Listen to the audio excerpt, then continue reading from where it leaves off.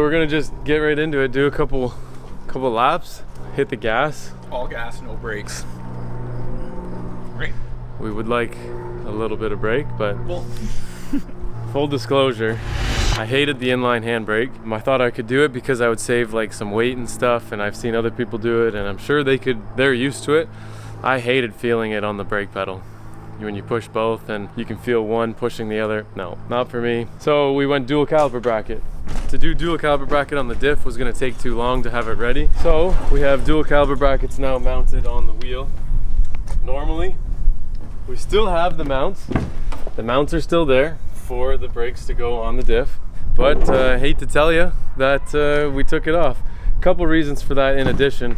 We were not able to get the exhaust to extend to the center line of the axle, which is the FD rulebook for the exhaust, because the brakes were in the way. So now we will be able to run the exhaust FD legal while still having better access to the diff, blah, blah, blah. Yeah, it was cool. It was really cool. We're gonna do this. I bet you it's gonna drive a lot better.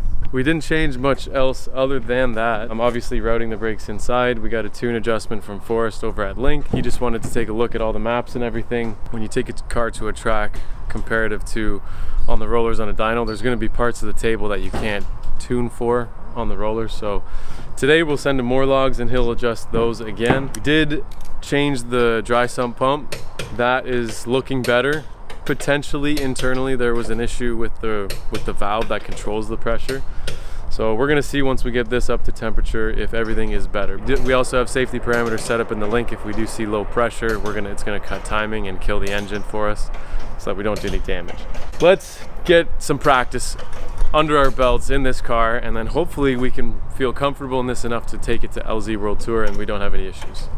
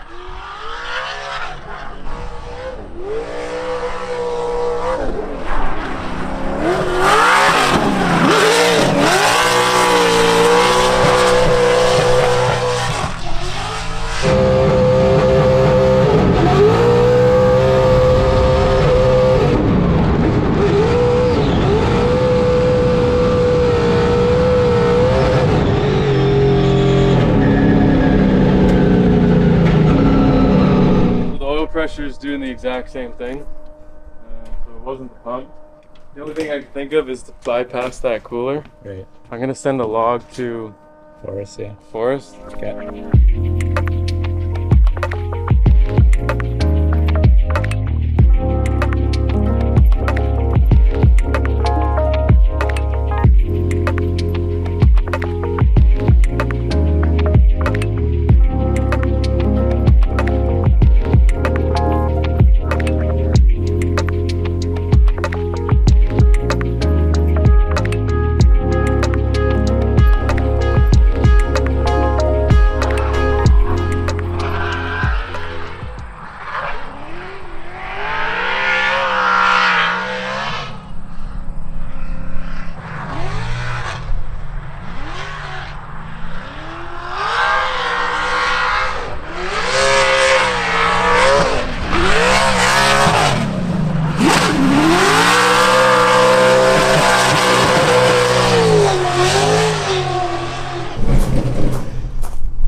Yeah, I think the pressures are better, but it's still Dropping. I'm gonna send it to him. Yeah, I mean the car is very drivable. I also completely lost power steering, or it got snagged on something. So That's electric. check that out. Let's jack up the front and cycle it back and forth.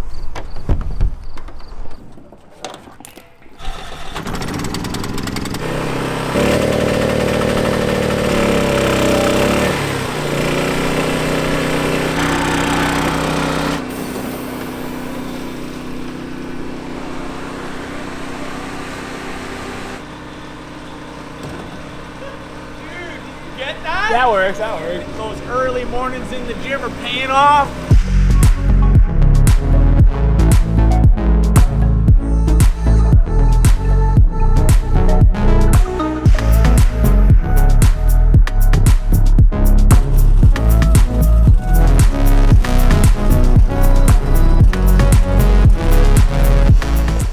The bracket, that green bracket, the modified bracket, just looks like it's gotten a little loose. Thanks, Kyle.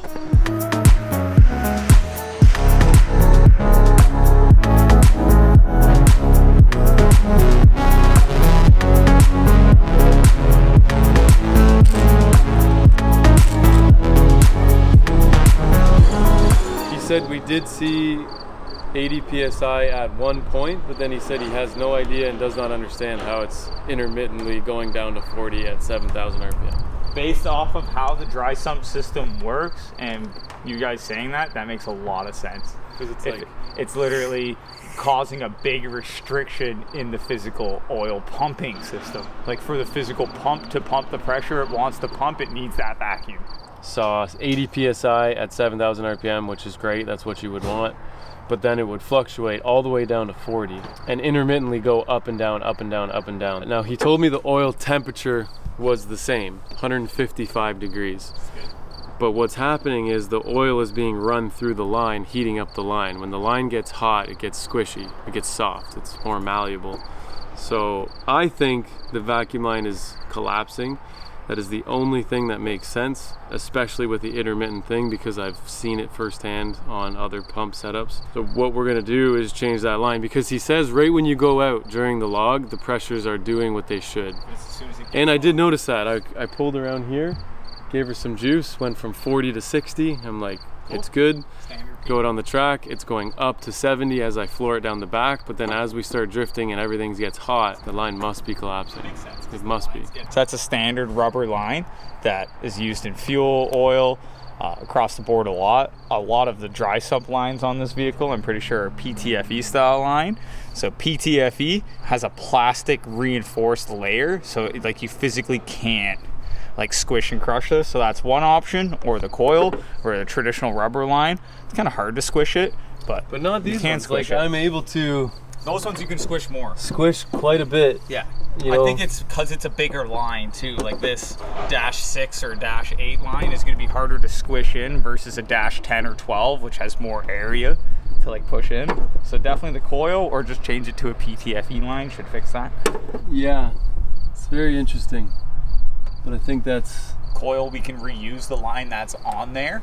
PTFE, we'd have to make a new line and get all the fittings are different. Like a PTF hose end fitting is different than a traditional hose end fitting, because they have like olive inserts that go into the plastic and go together.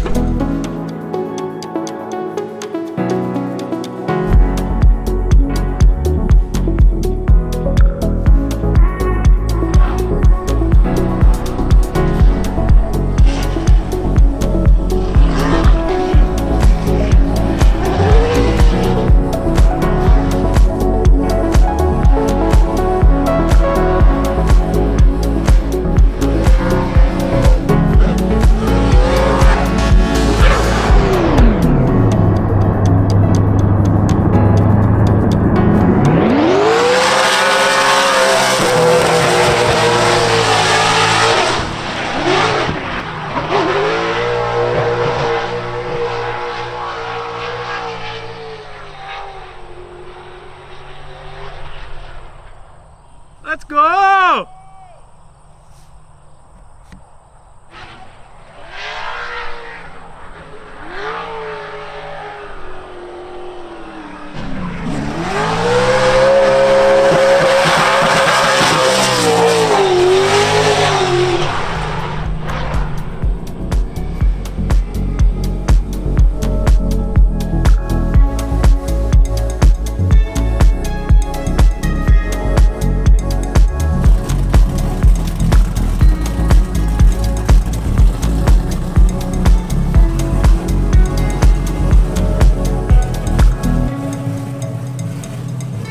was a great test day. Aside from, we still are fighting oil pressure things. So fresh off the lot, we get out there, you whop it.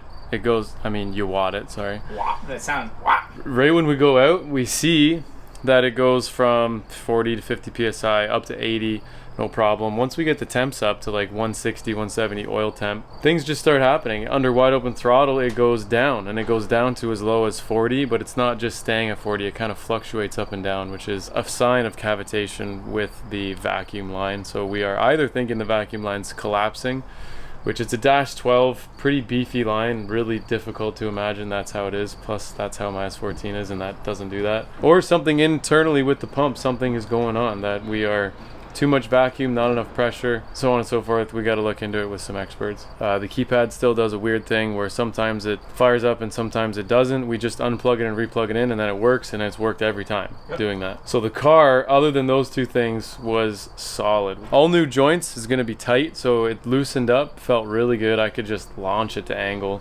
The dual caliper bracket, infinitely better than a single. Infinitely better. I could instantly be like, yep, this is exactly what I'm gonna do. Send it. I could run the edge of the track really comfortably. Yeah, I saw some dirt. Didn't mean to do that, but it was very little. Very little. Very little, but that means you're at the edge of the track. Yeah, but I mean, to be able to run this car like on a course at its edges, I've done 8 laps. Say like you did 4 or 5 laps today. Yeah, shredder laps. Interesting points to make on this car. So scrubbing the front tires in, this baby don't want to understeer at all. It just grabs and turns, it grabs and turns. So that's really interesting to compare that to the S14, because you floor it going forward, and then you crank the wheel and off the throttle, and it kind of encourages the front to drop down and scrub until it catches, and then you kind of roll around and you do a little bit of play with the left foot and you do a little play with the throttle, but I can't explain it. I just know how to do it in the 240, and I'll tell you, the same method does not work in the Corvette. It just turns, like it doesn't understeer. So I'm trying to warm up the fronts. This has more mechanical front grip than the 240 does. That's what I'm trying to say, simply put. I know a lot of you guys like these points though. Jack hates it because his arm gets sore from holding the camera. And we just keep going on. But we could continue. Let us know if you want me to keep talking, because this is what we do. But that's the end of it. See you guys in the next one. Thank you for watching. Hopefully we get this out at LZ with some oil pressure issues figured out.